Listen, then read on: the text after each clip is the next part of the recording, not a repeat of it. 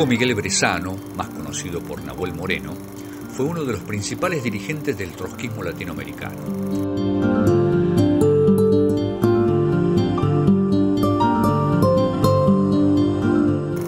Aunque Nahuel Moreno fue un desconocido para el gran público, fue un gran dirigente marxista y del movimiento obrero internacional.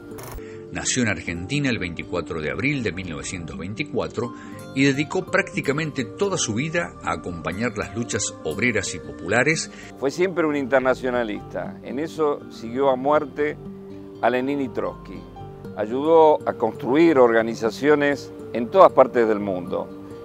Y hoy día hay miles de seguidores en muchísimos países y continentes.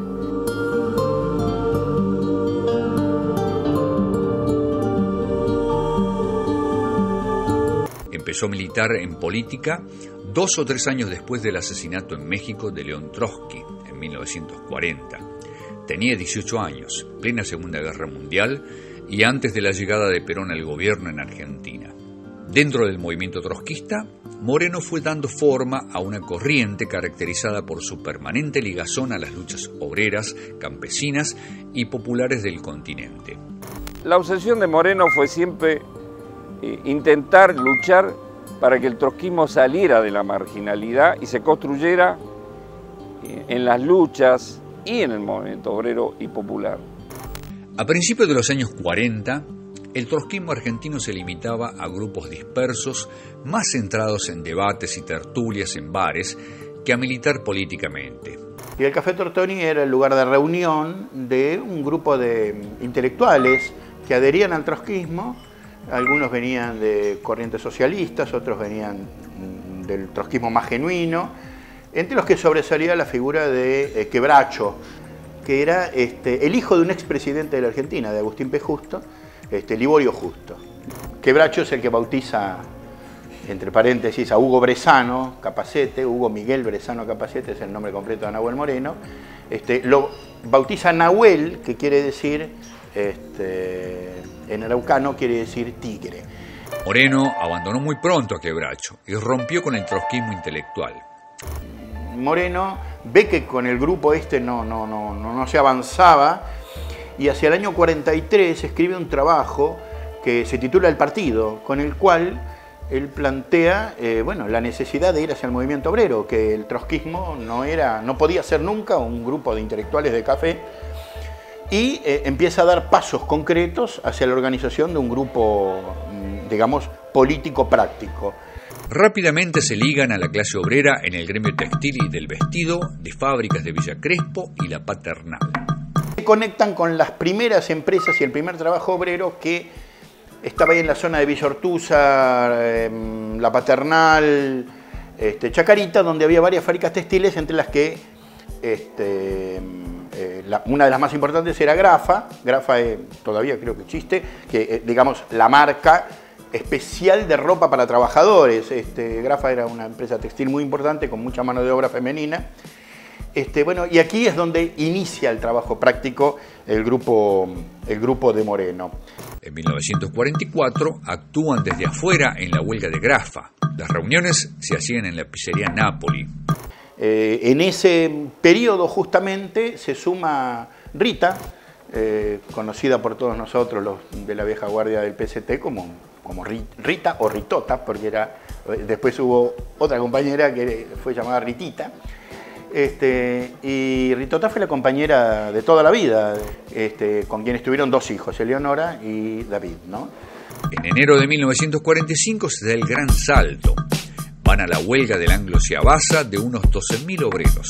Te podría decir que es la génesis concreta del grupo, del GOM, del Grupo Obrero Marxista, que es una importantísima huelga que se da en Avellaneda, en el frigorífico Anglo Ciabasa, que, digamos, para que tengan una idea, las generaciones del siglo XXI tenía 12.000 obreros.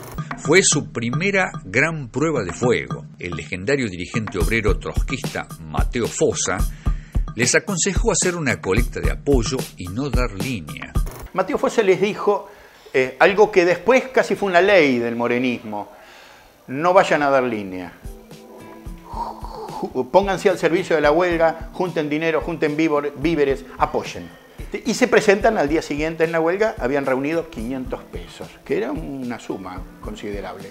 Y esto dio paso a que muy poco tiempo después, el grupo obrero marxista, que ya estaba fundado y que ya estaba funcionando, se trasladara e hiciera algo así como un núcleo fundacional en una de las zonas de Avellaneda, cercana al Riachuelo, que es Villa Pobladora. Luego resuelven instalarse en Villa Pobladora, barriada obrera de Avellaneda. Hagamos un Villa Pobladora, era decir, hagamos un centro político de acción en la clase trabajadora. El GOM funcionaba en el Club Corazones Unidos de Villa Pobladora. Nahuel Moreno termina siendo el presidente del club, en el que se organizaban bailes, reuniones, etc. Entonces esto le permitió al partido una inserción social y además un conocimiento de la vida cotidiana del trabajador que estaba completamente alejado de la gente que acá en el Tortoni todavía seguía hablando del sexo de los ángeles, ¿no? Así es que caía el hospital militar. De allí empezaron todos a venir a verme. Y el 17 de octubre ya a mediodía comenzaron las columnas a salir de Avellaneda, de Villa Ballester, del Tigre, venían avanzando sobre la Plaza de Mayo. El GOM le costó comprender a fondo el significado del 17 de octubre. El año 45 es la irrupción de la clase obrera en el plano político. Pero a diferencia del PC, que estaba en la vereda de enfrente de los obreros peronistas, el GOM y su puñado de militantes resolvió acatar la democracia obrera y acompañó a los trabajadores a Plaza de Mayo desde las fábricas. En medio de la marea peronista logran afianzarse. En octubre de 1946 se edita el primer periódico con el nombre de Frente Proletario. En octubre, en el mismo mes en que sale Frente Proletario, Elías Rodríguez, un dirigente obrero muy importante, habla en el primer acto que realiza el GOM, la conmemoración de la Revolución Rusa bajo las banderas de la Cuarta Internacional, como se puede ver muy bien en la foto que acompaña al palco del orador. En 1948, el GOM pasó a ser el POR, Partido Obrero Revolucionario. Fueron años de aprendizaje con errores y aciertos, pero la experiencia de Villa Pobladora sería crucial para la construcción de los partidos dentro de las fábricas y fuera del ámbito intelectual. En 1948, Moreno viajó por primera vez a París como delegado del POR al segundo Congreso de la Cuarta Internacional, que había sido fundada en 1938 por León Trotsky. Después de la Segunda Guerra Mundial, Moreno tuvo la valentía de enfrentar las presiones del estalinismo, que entonces tenía un gran peso y hegemonizaba desde la URSS a la izquierda mundial. Tuvo que enfrentar dentro de la Cuarta Internacional la política del trotskismo europeo, que encabezado por Mandel tenían la orientación del entrismo a los partidos comunistas en Europa, con la falsa teoría o pronóstico de que era factible que viniera una tercera guerra mundial y los partidos comunistas se transformaran en revolucionarios. Un disparate completo, desastre, que atrasó la construcción de las organizaciones revolucionarias trotskistas por décadas. En 1952 se produjo una insurrección y las milicias obreras derrotaron a las fuerzas armadas burguesas. Los soldados desertaron y se pasaron al pueblo con las armas. Los sindicatos formaron la Central Obrera Boliviana, COP. En ese proceso, el trotskismo, nucleado por el POR boliviano, había alcanzado influencia de masas. Moreno planteó que el POR boliviano debía luchar para lograr que la COP y las milicias tomaran el poder. Su consigna fue: todo el poder a la COP. Pero Pablo, Mandel y el secretariado de la Cuarta, junto a los dirigentes del POR, apoyaron en cambio al gobierno nacionalista burgués de Paz Estenssoro, que fue en definitiva el enterrador de la Revolución Obrera.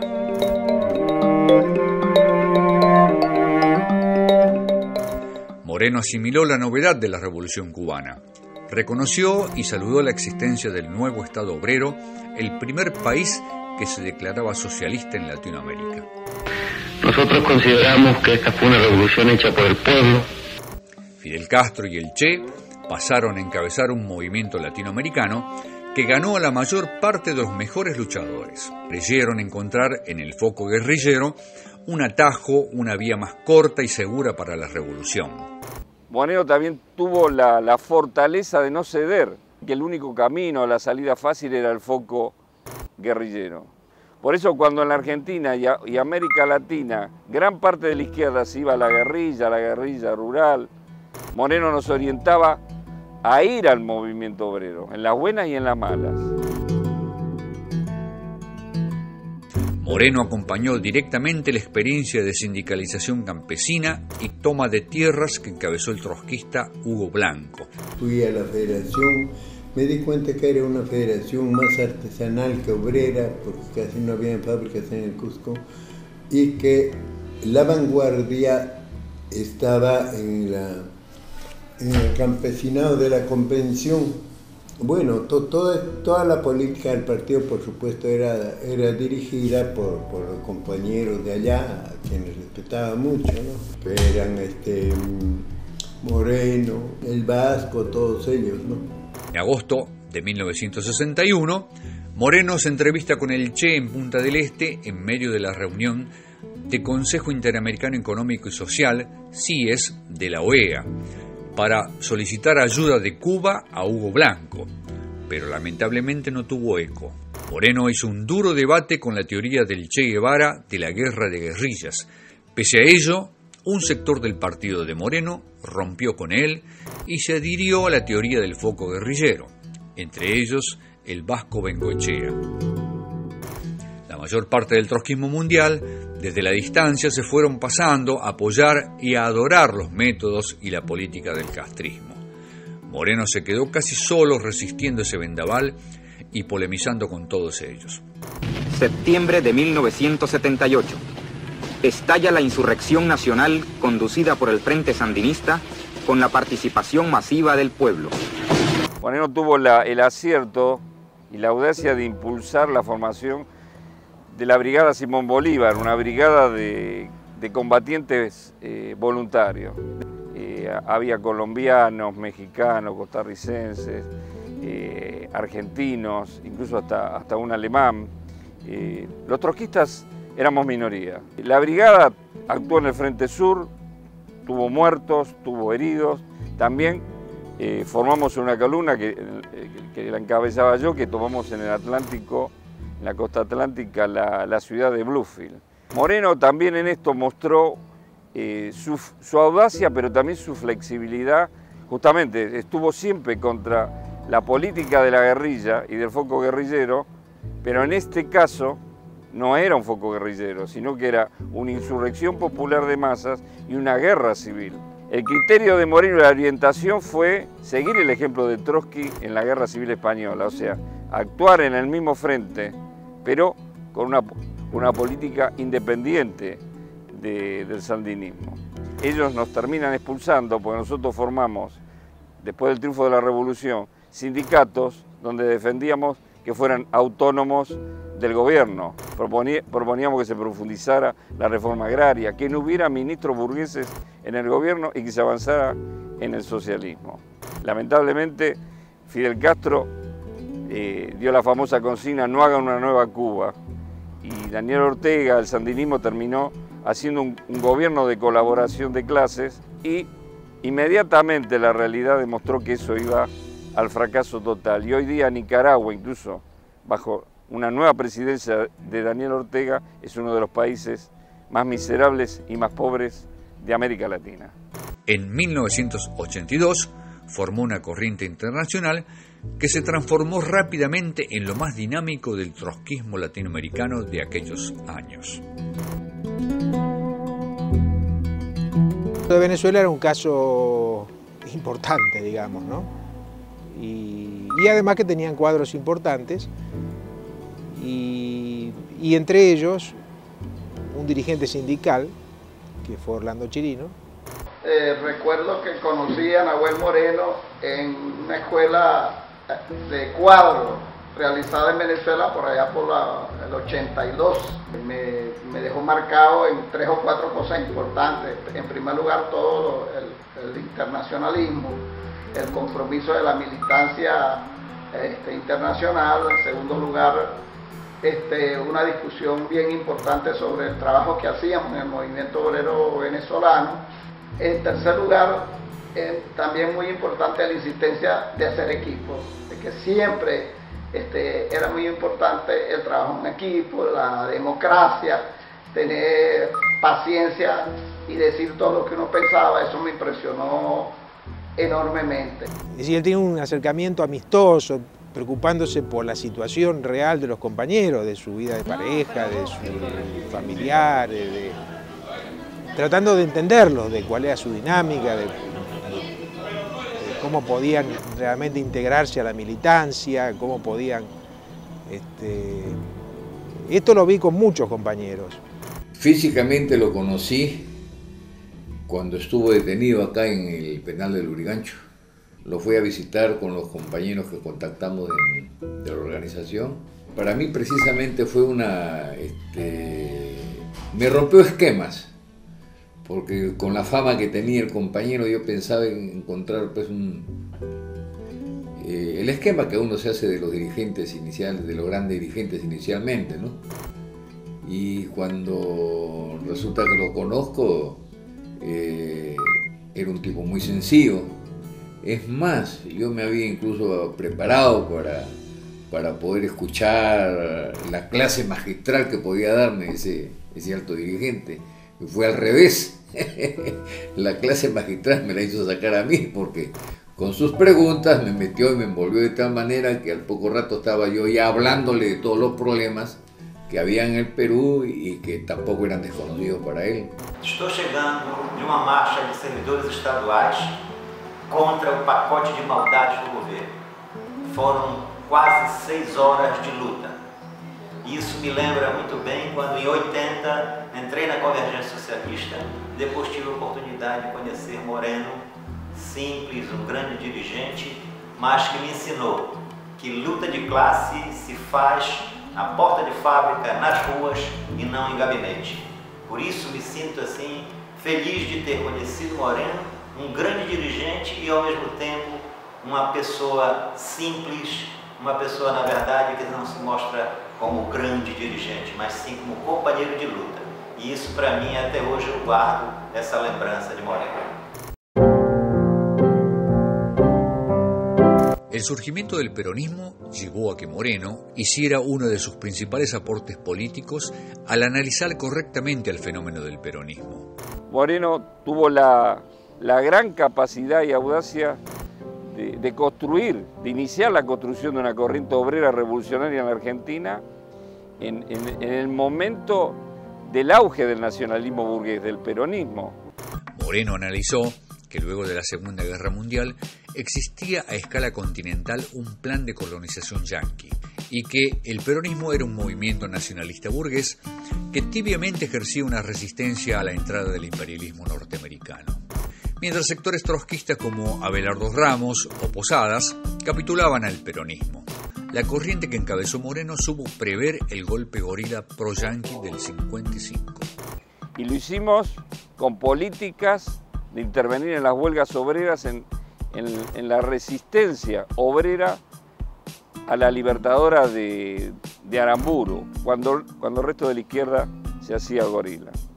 Moreno y sus militantes estaban nucleados en la Federación Bonaerense de Avellaneda del Partido Socialista de la Revolución Nacional. Mientras Perón lanzaba consignas desmovilizadoras como de casa al trabajo y del trabajo a casa, o este partido lo ganó con los bomberos, Moreno lanzaba las consignas de leña a la reacción clérico-patronal imperialista, huelga general, que se formen las milicias obreras de la CGT.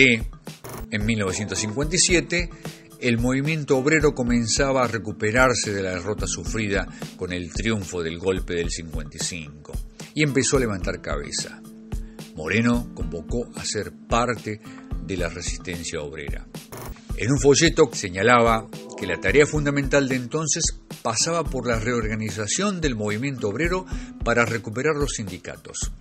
Desde julio de 1957 comenzó la publicación del semanario Palabra Obrera, dirigido por Ángel Bengoechea, de la dirección del POR. Se hizo habitual que los militantes, los domingos, recorrieran los barrios obreros para vender el periódico. También iba a los kioscos y en varias oportunidades su edición fue secuestrada. Llegaron a venderse entre 8.000 y 9.000 ejemplares. Tal fue su fama que su nombre pasó a ser el de la organización. A lo largo de 1957 se lanzó la huelga metalúrgica, en donde la corriente de Moreno tenía fuerza, al punto que el mismo Moreno dirigía la huelga desde afuera. Lo que más impacta de este periodo de la vida de Moreno es la enorme influencia sindical y política que lograron los trotskistas en el movimiento sindical. En 1965 se produjo la unificación con el FRIP de Roberto Santucho. Luego de 8 años, Palabra Obrera culminaba su ciclo y le pasaba la posta a La Verdad, el periódico del PRT, Partido Revolucionario de los Trabajadores. 2 años después se produjo la ruptura del PRT. Por un lado, el PRT combatiente de Santucho y el PRT La Verdad, que encabezaba Moreno. El partido quedó golpeado por esta división. El golpe de Onganía obligaba a un repliegue a la clandestinidad.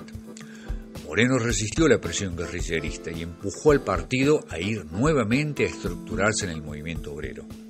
En 1968, con el Mayo francés, el inicio de la revolución política en Checoslovaquia y la resistencia del pueblo vietnamita, Moreno percibió el cambio de la situación mundial. Le hizo ver que también había que prestar atención a un posible ascenso estudiantil y que también había que concentrar fuerzas en las universidades. El Cordobazo del 69 fue una rebelión obrero-estudiantil que cambió la situación política de la Argentina. Surge el clasismo con una punta de lanza en el Citrac-Citran, que eran trabajadores de Materfer y trabajadores de Concord, que levantan un programa de lucha y de una salida política para el país. El partido se reconstruyó y se hizo fuerte en sectores del movimiento obrero y estudiantil. Nosotros fuimos muy fuertes en el ESMATA, en lo que fueron, y esencialmente en las fábricas automotrices, en las grandes fábricas automotrices. Nosotros dirigíamos la comisión interna de Citroën con Alfredo Silva, la comisión interna de Mercedes-Benz con Charles Grossi, que hoy está desaparecido, es uno de los 30.000 desaparecidos. Dirigíamos la comisión interna de Chrysler con Rubén Angelacio y yo, y teníamos gran influencia en el cuerpo delegado de Peugeot, con López Osornio, más conocido como el Pelado Matosas, por su parecido a un antiguo jugador de River Plate. Pero no era solo ahí, también en otros sectores del movimiento sindical. Por ejemplo, estaba Jorge Mera en la comisión interna del Banco Nación, que dirigió una memorable huelga en aquel entonces, o Oscar Sarobe, que dirigió la huelga de la textil petroquímica sudamericana en La Plata. En el 71, que se desató un conflicto en Petroquímica Sudamericana, en la cual nosotros, siguiendo un poco la política del partido en ese entonces, teníamos una campaña de proletarización, ¿no? Acabábamos de hacer los estudios y pasábamos a trabajar en las fábricas. Yo en esa fábrica era delegado paritario. La política del partido conducido por Moreno era claramente que era una etapa de huelgas largas, porque justamente veníamos en la dictadura de Onganía, y bueno, salimos a una huelga que duró 68 días.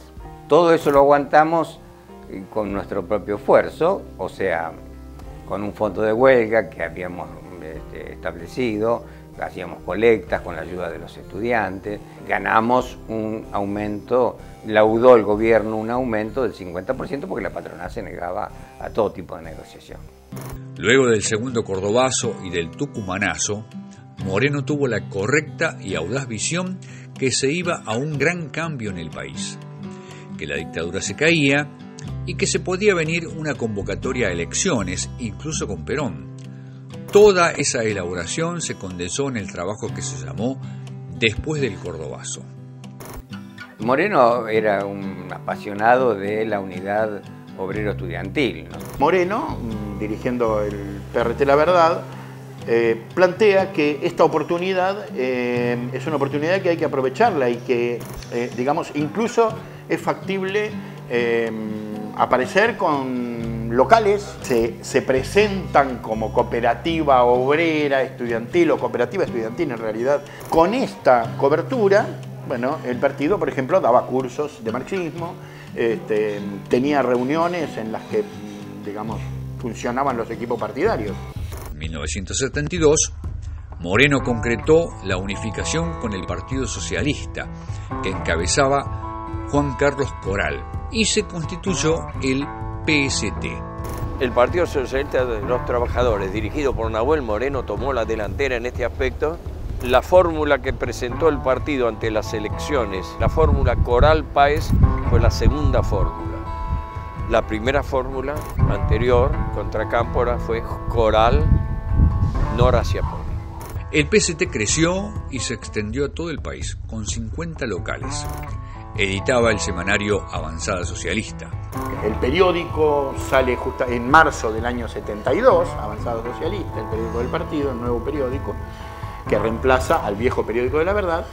Y tenía una fuerte juventud con sus propios locales y su publicación La Chispa. Llegó a ser el partido trotskista más grande del mundo de entonces. Los años del 74 al 76 serían muy importantes para Moreno. En lo personal, sufrió el doloroso golpe de la muerte de Rita, su esposa, que siempre se había mantenido como una simpatizante firme. Ella enfermó a fines del 73 de cáncer de pulmón. Moreno permaneció a su lado y por esa causa no asistió al 10º Congreso de la Internacional. Para ese congreso, Moreno había escrito una extensa polémica con Mandel, que se le dio el nombre de Morenazo. En el trágico 1974 se produjo el asesinato del militante obrero El Indio Fernández y la masacre de Pacheco, los primeros asesinados por las 3A. Moreno, que no era de hablar en actos, en esa oportunidad dirigió la palabra en el acto de homenaje que se hizo en el local de 24 de noviembre. Caerían otros compañeros como el negro César Robles y al año siguiente en La Plata asesinarían a 8 militantes que participaban en la huelga de petroquímica. En mayo de 1976 fallece inesperadamente Arturo Gómez por un ataque cardíaco. Era el secretario general del partido. Las pérdidas en negro César y Arturo fueron irrecuperables para el equipo de dirección del partido. Moreno siguió impulsando viajes de compañeros y propios para entablar lazos con otros partidos y grupos trotskistas. Al servicio de esa tarea, Moreno edita la Revista de América en 1974 en Buenos Aires. Y un poco les traje para ver lo que era la Revista de América, que es el número 1, por ejemplo, de esa edición, que era la revista internacional de nuestra corriente, que ya para ese entonces tenía grupos formados o en formación acompañando el proceso de crecimiento del Cono Sur, de la corriente morenista, ¿no? El PST perdió más de 100 militantes, asesinados y desaparecidos, y otros centenares fueron detenidos y torturados. Dentro del país, la tarea fue preparar al partido para el pase de la semiclandestinidad a la clandestinidad total si se daba el golpe, cosa que finalmente ocurrió en marzo de 1976. Comunica a la población que a partir de la fecha el país se encuentra bajo el control operacional de la Junta Militar. Se recomienda a todos los habitantes el estricto acatamiento a las disposiciones y directivas que emanen de autoridad militar, de seguridad o policial, así como extremar el cuidado en evitar acciones y actitudes individuales o de grupo que puedan exigir la intervención drástica del personal en operaciones. Las condiciones de militancia durante la dictadura en la Argentina fueron muy duras, eran muy duras. Uno de los mayores objetivos que el partido tenía acá en la Argentina era poder preservar todo a la organización, sus imprentas, para poder sacar el periódico. Es decir, imagínense que el periódico se debía editar clandestinamente. Recibíamos el periódico ya impreso y lo distribuíamos a todo el país. Algunos de manera muy artesanal, adentro de un paquete de cigarrillos, pero a veces teníamos que llevar bultos más grandes, cantidades más grandes. Bueno, entonces teníamos que ver cómo en telas, lo que serían las telas al por mayor, ahuecábamos y entonces adentro poníamos nuestros periódicos. El PST estaba en guardia. Los militantes tenían casas seguras, estrictas medidas de seguridad. Estudiábamos qué bares podíamos utilizar, no todos se podían utilizar porque había lugares donde la policía o el ejército pasaba más a menudo. No cayó ninguna oficina del partido, no cayó ninguna imprenta en manos de la dictadura, de la policía. Como, digamos, balance podemos decir que hemos cumplido esa tarea.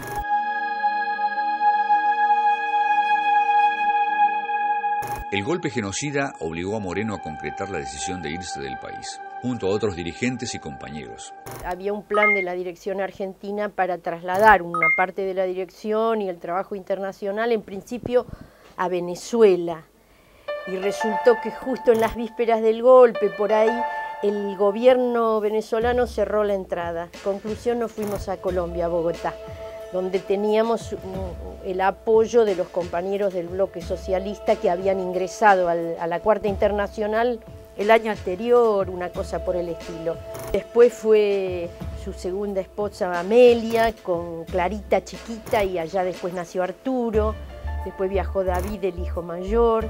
Después viajó Eleonora con Aníbal Tesoro y los dos nietitos mayores que eran Hernán y Sebastián. Se volvió a instalar Pluma, de ahí trabajábamos, no ganábamos el sustento, editando libros en gran cantidad. Trotsky, por ejemplo, los 25 tomitos son más o menos. En 1976, Moreno fundó en Bogotá la tendencia bolchevique, convertida luego en fracción bolchevique. Y bueno, el trabajo internacional también progresó mucho, estaba la tendencia bolchevique, que llegamos a tener compañeros en 20 países. En Colombia, su apoyo al PST hizo que este partido pasara a ser el segundo en importancia luego del PST de Argentina.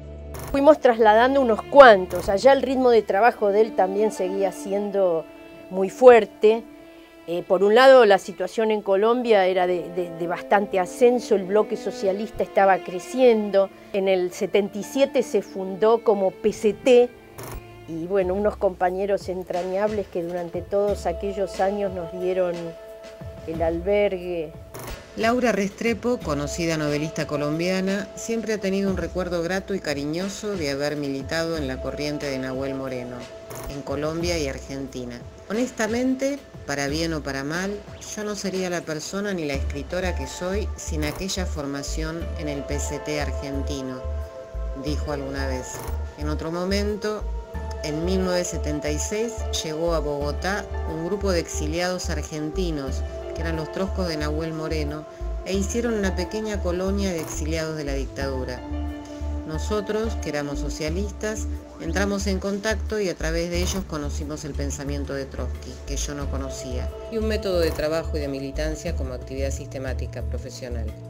O tuve la suerte de vincularme a una organización trotskista, donde había una norma muy válida: viva su vida como quiera, siempre y sin hipocresías, alentando a las mujeres. La preocupación de Moreno por la formación y levantar el nivel teórico y político era una cosa permanente.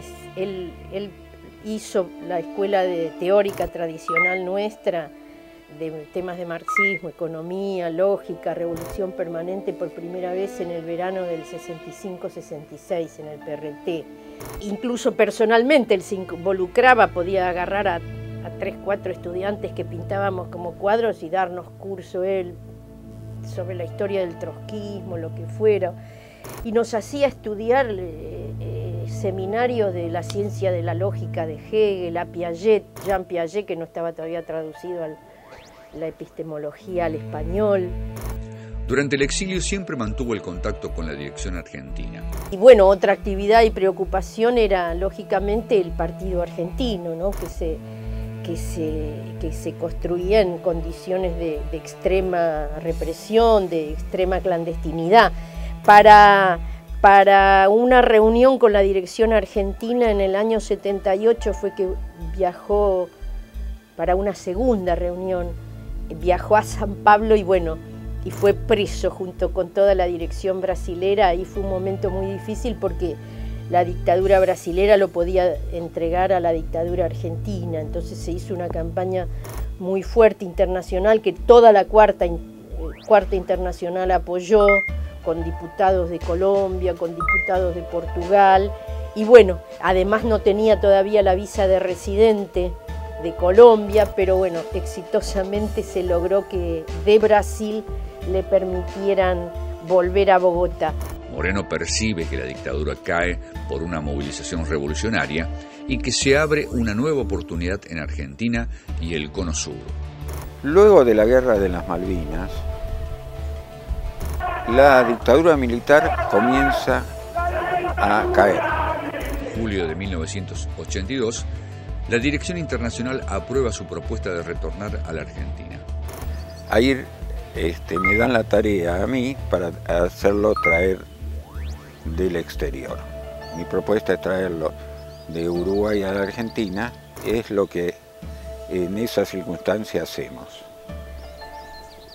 Inmediatamente pasa a vivir en mi casa.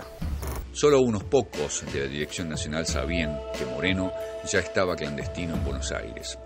Así se mantuvo por largos meses. Él viene a vivir a mi casa y las reuniones de la Dirección Nacional se realizaban en el living de mi casa. Ahí se discutió el cambio del nombre y ponerle el nombre Movimiento al Socialismo Más y salir a construir este partido.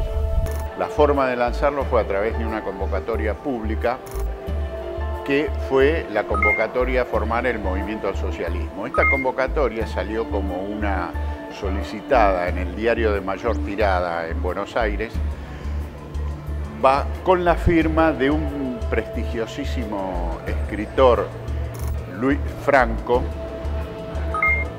un dirigente socialista antiguo y que perteneciente al ala izquierda del socialismo argentino, que era Rubén Visconti, un economista, Luis Suárez, y yo, que era conocido en el ambiente de las actividades legales contra la dictadura que ya veníamos desarrollando desde hacía 2 años. Acá atrás, en la vereda enfrente, está el primer local del MAS. Era el segundo piso por escalera. Como era una construcción antigua, cada piso equivalía a 2 de los actuales, así que había que subir 4 pisos y era muy criticado por los compañeros que venían al local. Montaba guardia. Cuando salió la solicitada en el diario, ya me instalé y durante varias horas por día montaba guardia esperando quienes se acercaban y además para mostrar ante las autoridades que estábamos tomando posesión de la legalidad. En ese momento se logra hacer el local central de lo que va a ser el MAS, en la zona de San Telmo. Entraba hasta por una puerta clandestina a este local central de lo que era en ese momento el MAS. De ese modo comenzaron los 5 años finales de su vida, ya con un corazón debilitado. Comencé a trabajar con Hugo, a integrarme al equipo desde que él vino del exilio hasta el 86 más o menos, ¿no?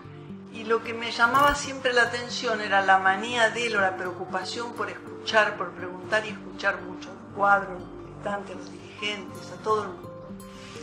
Y recuerdo particularmente de una reunión, que no me acuerdo ahora si era de secretariado o de ejecutivo, que se habían llegado a determinadas conclusiones políticas y de orientación y perfecto, salíamos todos a aplicarlas.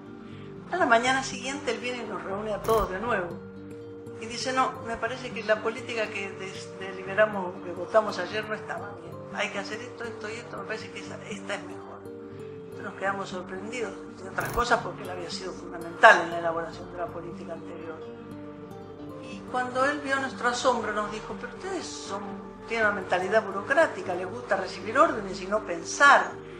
Esa preocupación de Moreno por hacer cuadros y dirigentes que pensaran con su cabeza, que escucharan mucho a la base, ese problema de la democracia interna del partido, que se escuchara, que se pensara, que se reflexionara, junto con el centralismo obviamente, pero era una preocupación constante de Moreno.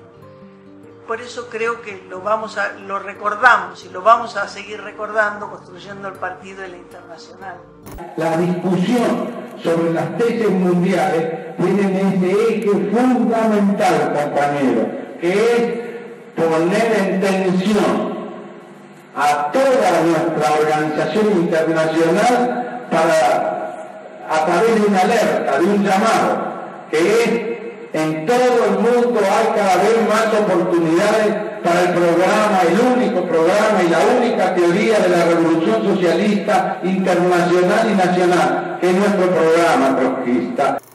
Miremos esas oportunidades, sepámoslas descubrir, ellas existen, nosotros nos negamos infinidad de veces a verlas, y existen en favor nuestro de nuestro programa, porque es el único que refleja la realidad objetiva, compañero. Bajo su impulso se hizo un primer acto en el Luna Park con 10.000 personas. Luis Zamora fue el candidato presidencial. Luis Zamora era un dirigente de los derechos humanos, muy importante, y trabajaba con las madres de Plaza de Mayo, a las cuales nos ligamos. Estuvieron presentes las madres de Plaza de Mayo en la constitución de nuestro acto de lanzamiento. El resultado electoral fue magro, porque si bien perdió el peronismo, pero Alfonsín canalizó su ruptura popular y no la izquierda. Pero el MAS ya estaba instalado y fue creciendo en influencia obrera y popular. Pasados 2 años, es decir, en el año 85, nos encontramos que el partido ha pegado un gran salto. Tener miles de delegados sindicales, centenares de locales en el conjunto del país.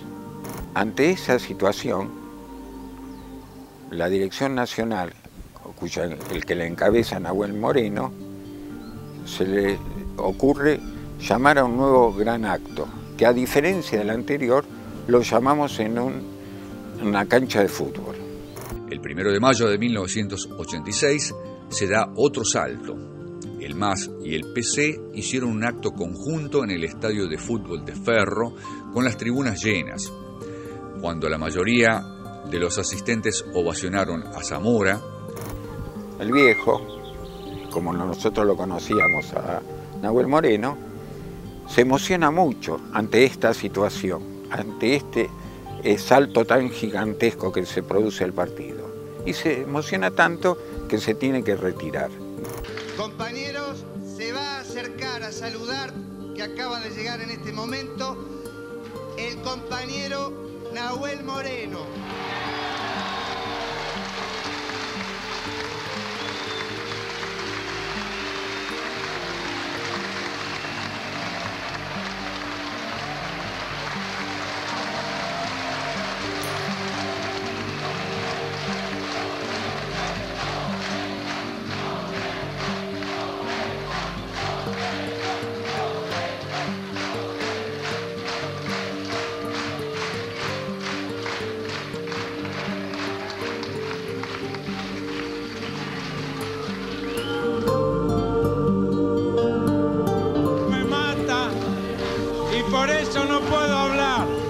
Así que, camaradas, mi más grande saludo y les dejo el discurso que les iba a decir hoy y que el corazón no me deja dar. Gracias, camaradas.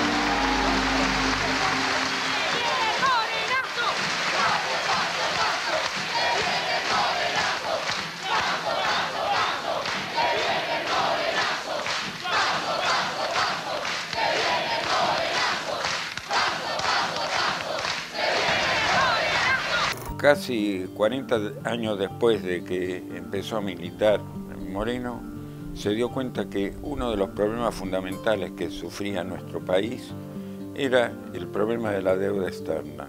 Por eso levantó la consigna de no pagar la deuda externa y se transformó en una consigna revolucionaria. Moreno no llegó a ver que el 1 de mayo de 1987, su partido, el MAS, llenaba solo el mismo estadio de Ferro.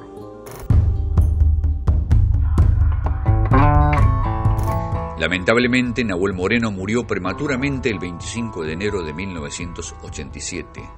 Tenía 62 años y todavía tenía mucho para dar al movimiento revolucionario internacional. En el acto de despedida hubo más de 10.000 personas. Llegaron saludos de todas partes del mundo.